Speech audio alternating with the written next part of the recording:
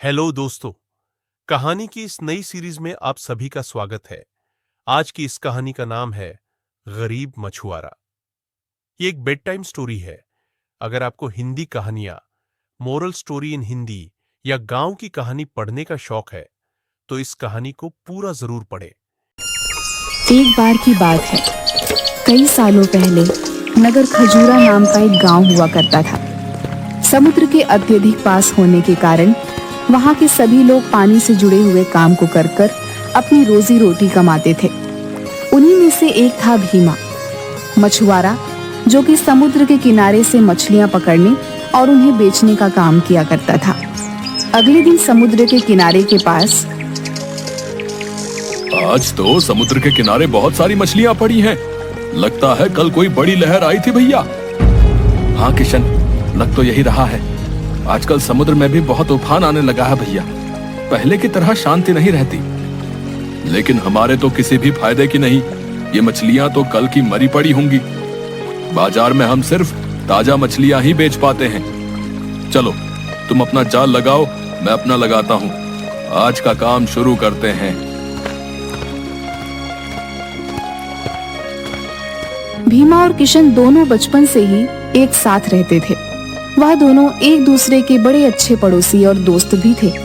अब जैसे ही वह दोनों अपने दिन का काम खत्म करके घर लौट रहे थे, रास्ते में कुछ लोग हंसते हुए महेंद्र से कहते हैं, अरे भीमा, फिर से तुम काम करके इतनी रात को जा रहे हो हैं? ना तो तुम्हारे कोई औलाद है और ना किसी प्रकार का कोई खर्चा। फिर रात दिन इतना काहे मरते रहते हो काम के पीछे? हाँ, हमें देखो कितना भी कमा लें, लेकिन परिवार के खर्चे पूरे ही नहीं होते। लेकिन संतान होने में सुख तो है। भीमा की शादी को 10 साल हो चुके थे, लेकिन उसकी अभी तक कोई भी औलाद नहीं थी। गांव वाले व्यक्तियों की ऐसी बातें सुनकर भीमा को बहुत बुरा लगता था, लेकिन फिर भी वह चुप्पी साधे रखता है। तभी किशन गुस्से से बोल पड़ता है, तो इसमें हंसने वाली कौन सी बात है? ये तो भगवान की देन है। अभी नहीं है तो क्या हुआ, संतान भी हो जाएगी। लेकिन फिर तुम लोग किसे ताना मारोगे? अरे हम तो बस इतना कह रहे थे कि अब बुढ़ापा आ चुका है। इतना तो कमाई कर ही लिए होंगे भीमा भैया की बाकी का जीवन सुकून से कट जाए हैं? आजकल तो किसी को सलाह देने का जमाना ही नहीं रहा भैया। हाँ, अगर ये कुछ छोड़ दे तो हम जैसे नए मछुआरे भी कुछ आमदनी करें, लेकिन सारी मछलियां तो ये ले जाते हैं। तो सीधे सीधे कहो ना, ये बात है। भीमा की तरक्की से तुम्हें जलन होती है। उस बात को घुमा फिरा कर करने की क्या जरूरत है? और आइंदा परिवार को बीच में मत लाना, समझे? अब रहने दो किशन, इनसे बहस करने का कोई फायदा नहीं। चलो घर चलते हैं यार, देरी हो रही है। वहां से जाते वक्त बसंत सुंदर से कहता है, यार तुम भीमा को इतना नापसंद क्यों करते हो? जब भी उसे देखते हो तो गुस्से से लाल पीले हो जाते हो। अरे कुछ नहीं, बस मैं बचपन में हर चीज में इससे अच्छा था। इसके बाप दादा हमारे यहाँ से उधार मांगा करते थे, और आज देखो सारे गांव के लोग इसकी बात सुनते हैं और हमें कोई पूछता तक नहीं। अच्छा, तो तुम्हें उसके पैसे से जलन है। समझ गया समझ गया। लेकिन एक बात बताओ, उसके पैसे ना होने से बच्चे का क्या लेना देना? वही तो बात है, किसी को बताओगे तो नहीं। तो फिर तुम्हें बता ही देता हूँ, भीमा के कभी भी बच्चा नहीं होगा।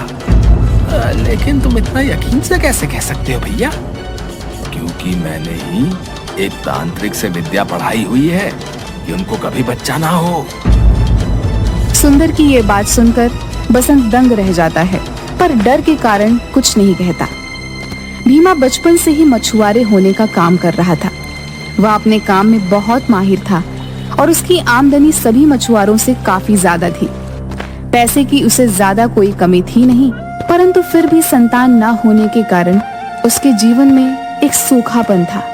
उन व्यक्तियों की बातें उसके दिमाग में गूंजती रही और वह उदास होकर घर पहुंचा, लेकिन उसे अभी पूरी सच्चाई पता ही नहीं थी। क्या हुआ जी, आज आप इतने उदास क्यों हैं?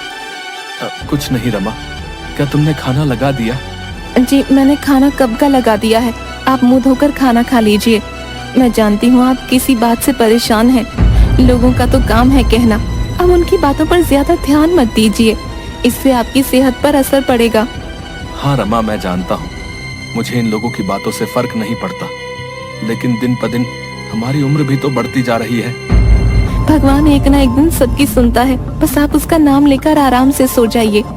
इस बात की ज्यादा चिंता मत करिए। अब तो मैंने सब ऊपर वाले पर ही छोड़ दिया है। यह बात करके रमा और भीमा दोनों दुखी मन से सो जाते हैं। अब अगले दिन रोज की तरह भीमा सुबह 5 बजे उठकर समुद्र के किनारे मछली पकड़ने पहुंच जाता है। अब वह रोज की तरह अपनी नौका में बैठकर समुद्र के बीच में जाकर अपना जाल फेंकता है और उसमें बहुत सारी मछलियां फंस जाती हैं। लेकिन उसमें से एक बहुत बड़ी गोल्डन कलर की मछली भी फंस जाती है। अब वह जैसे ही जाल ऊपर खींचता है तो वह देखता है कि वह मछली बोल रही थी, मुझे छोड़ दो मछुआरे, मैं कोई आम मछली नहीं हूँ। अगर तुम मुझे समुद्र में वापस छोड़ देते हो तो मैं तुम्हें तुम्हारी मनचाही इच्छा पूरी करने का वरदान दूंगी। पहले तो भीमा उस मछली को बोलते देख बहुत डर जाता है, पर बाद में अपने नरम स्वभाव के कारण वह मछली को मुस्कुराकर कहता है, मैं भगवान की दिव्य शक्तियों में विश्वास रखता हूँ, मैं तुम्हें अवश्य ही छोड़ दूंगा। अगर तुम बोल सकती हो तो तुम जरूर इंसानों की ही तरह किसी दूसरी दिव्य दुनिया से हो। इतना कहकर वह उस गोल्डन मछली को समुद्र में वापस छोड़ देता है। उस मछली को समुद्र में छोड़ते ही वह देखता है कि वह मछली एक सुंदर महिला में बदल जाती है। वह सफेद कपड़े पहने समुद्र के बीचों बीच खड़ी हो जाती है और भीमा से कहती है, मैं समुद्र में रहने वाले जीव जंतुओं की महारानी जल देवी हूँ। मैं गलती से राजमहल से दूर हो गई थी और समुद्र के किनारे आ गई थी। मैं तुम्हारी इस उदारता से बहुत प्रसन्न हूँ। बताओ तुम मुझसे क्या मांगना चाहते हो? धन, दौलत, मकान, जो तुम मांगना चाहो। सबसे पहले तो मैं समुद्र की रानी को प्रणाम करता हूँ। वैसे तो मुझे आपसे धन या दौलत जैसा कुछ नहीं चाहिए, परंतु मेरी कोई संतान नहीं है। अगर आप मुझे संतान प्राप्ति का आशीर्वाद देते तो मैं उसे जीवन दान की तरह समझूंगा। तथास्तु भवः, जैसा तुम चाहो वत्स। उसके हाथ से बहुत तेज बिजली की रोशनी चमकती है। तभी भीमा के हाथ में एक फल आ जाता है। ये फल जाकर अपनी पत्नी को दे देना, वो इसे आज से 5 दिन बाद पूर्णिमा की रात को खा लेगी। उसके बाद से सब ठीक हो जाएगा। ये है मेरा आशीर्वाद। ध्यान रहे तुम मेरे बारे में और इस फल के बारे में किसी को कभी नहीं बता सकते। जी महारानी, मैं ध्यान रखूंगा। मैं अपनी पूरी कोशिश करूंगा कि मैं आपका सच गलती से भी किसी के सामने ना बोलूं। एक बात और, तुम्हारे बच्चे के पेट में होने के वक्त पर तुम्हें उसका बहुत ध्यान रखना है। कोई है जो उसे नुकसान पहुंचाना चाहेगा। अब भीमा को इतना जरूर पता था कि रानी की बात में कुछ छुपा हुआ संदेश है और वह फल जरूर कोई जादुई फल है जिसमें जल की रानी का आशीर्वाद छुपा हुआ है। अब वह खुशी के मारे जल्दी जल्दी कदम बढ़ाकर अपने घर चला जाता है और जाते हुए रास्ते में सोचता है, ये जरूर भगवान का ही कोई संकेत है। और यह कहते कहते उसकी आंखों में से आंसू आ जाते हैं। रमा, देखो तो मैं तुम्हारे लिए क्या लेकर आया हूँ।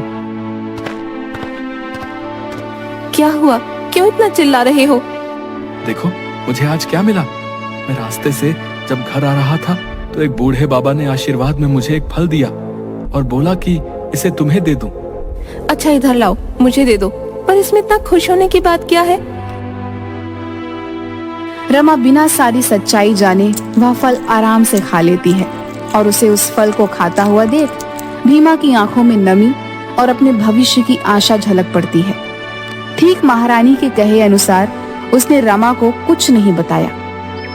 2 महीने बाद रमा को अचानक से चक्कर और उल्टी जैसा महसूस होने लगा। पहले पहले तो वो इसे आम बात समझकर टाल देती है, लेकिन जब 2-3 दिनों तक लगातार ये सब होता रहता है तब वह भीमा को जाकर बताती है। अजी सुनते हो, मेरी तबीयत 2-3 दिन से बहुत खराब है। रमा, तुमने मुझे पहले क्यों नहीं बताया? हमें तुरंत ही डॉक्टर के पास चलना चाहिए। अब वे दोनों डॉक्टर के पास जाते हैं, सारे चेकअप कराते हैं। कुछ ही देर बाद डॉक्टर आते हैं और बोलते हैं, भीमा जी, आपकी पत्नी बिल्कुल ठीक है। खुशखबरी की बात यह है कि ये प्रेग्नेंट है, पर क्योंकि ये लेट प्रेगनेंसी है, इन्हें अपना खास ख्याल रखना होगा। ये बात सुनकर भीमा और रमा खुशी से फूले नहीं समाते और डॉक्टर से कहते हैं, आपका बहुत बहुत धन्यवाद। हम बिल्कुल अपने बच्चे का खास ख्याल रखेंगे। भगवान ने बहुत दिनों बाद हमारी पुकार सुनी है। तभी ये बात सुंदर को पता चलती है और भीमा के बाद वे उसके घर चला जाता है। भीमा, रमा भाभी, कोई घर पर है? हाँ सुंदर भैया बोलिए। कुछ नहीं, खुशखबरी का पता चला तो हालचाल पूछने आ गया और कुछ फल भी लाया था आपके लिए। अरे भैया इसकी क्या जरूरत थी, आइए ना बैठिए, भीमा आने वाले ही होंगे। नहीं, बस चलता हूँ।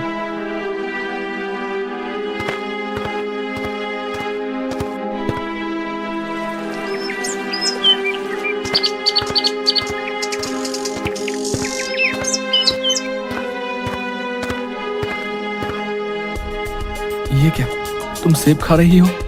पर मैं तो सेब लाया ही नहीं था। अरे सुंदर भैया आए थे, वो देकर गए हैं।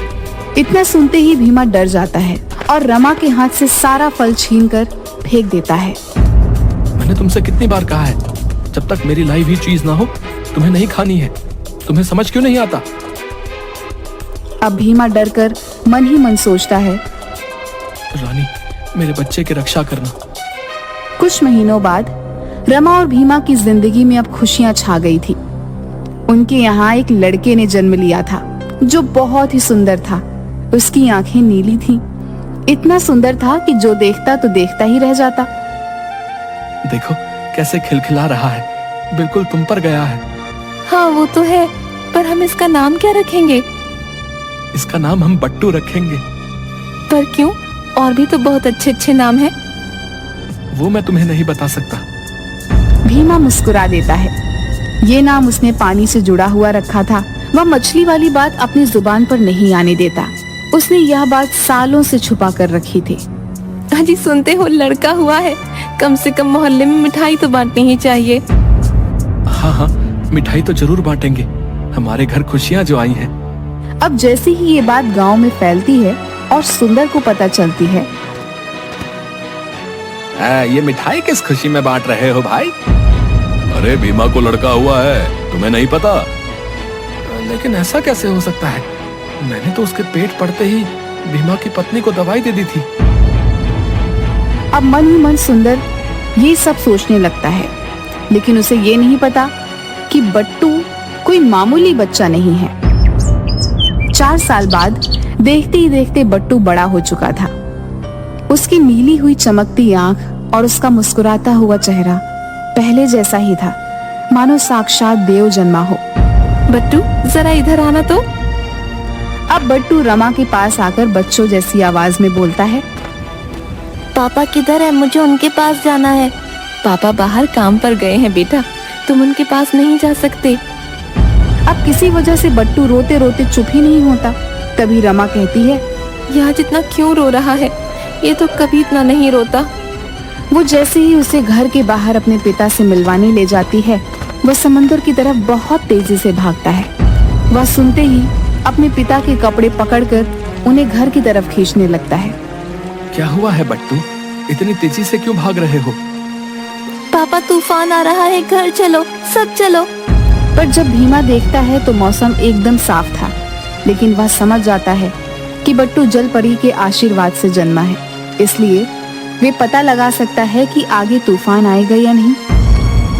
सभी लोग किनारे से हट जाओ, मैं फिर से कह रहा हूँ कि बहुत तेज तूफान आ रहा है। सभी लोग वहाँ से जल्दी हट जाएं। अरे ये तो हमारा बेवकूफ बना रहा है, हैं? मौसम तो बिल्कुल साफ नजर आ रहा है, देखो। अरे मैं समझ गया इसकी चाल। ये सब इसलिए कर रहा है ताकि सारी मछलियाँ ये पकड़ कर ले जाए। हम तो यहाँ से कहीं नहीं जाएंगे। यहाँ कुछ देर बाद ही बट्टू के बताए अनुसार बहुत तेज तूफान आया और समुद्र से लंबी भयानक लहर उठती है। लोगों के घर, नौका और बहुत सारी चीजें बह जाती हैं। सुंदर और बसंत भीमा की बात नहीं सुनते और वे समुद्र में बह जाते हैं। पापा उन नीले शर्ट वाले अंकल को बचा लो। अब जैसे ही भीमा पीछे मुड़कर देखता है तो सुंदर और बसंत तेज लहरों के साथ बह रहे होते हैं। अब मैं इन्हें कैसे बचाऊं? लहरें बहुत तेज हैं। इन्हें बचाने गया तो मैं भी साथ में बह जाऊंगा। आप उन अंकल को बचाने जाओ पापा, बाकी सब मैं संभाल लूंगा। भीमा को बट्टू की बात पर विश्वास था, क्योंकि उसे पता था कि जल के देवता के आशीर्वाद से जन्मा है ये। अब वह बिना कुछ सोचे समझे तेज लहरों में कूद पड़ता है और सुंदर और बसंत को बचा लेता है। थोड़ी ही दूर खड़ा बट्टू समुद्र की ओर जल की रानी, जल की देवी को देखकर मुस्कुराने लगता है। तभी सुंदर और बसंत आते हैं और सुंदर बट्टू को गले से लगा लेता है। गले लगाते ही सुंदर फूट फूट कर रोने लगता है और कहता है, अगर आज तुम ना होते तो शायद हम सभी ना बच पाते।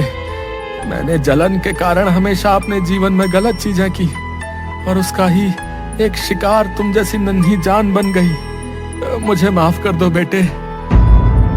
कोई बात नहीं अंकल, मैं आपसे गुस्सा नहीं हूँ। इसके बाद वह बिना किसी डर के खुशी से रहने लगते हैं। बट्टू की इस मासूम भरी बात पर सभी जोर जोर से हंसने लगते हैं। ये बेड टाइम स्टोरी आपको कैसी लगी? नीचे कमेंट में हमें जरूर बताइएगा। कहानी को पूरा पढ़ने के लिए शुक्रिया।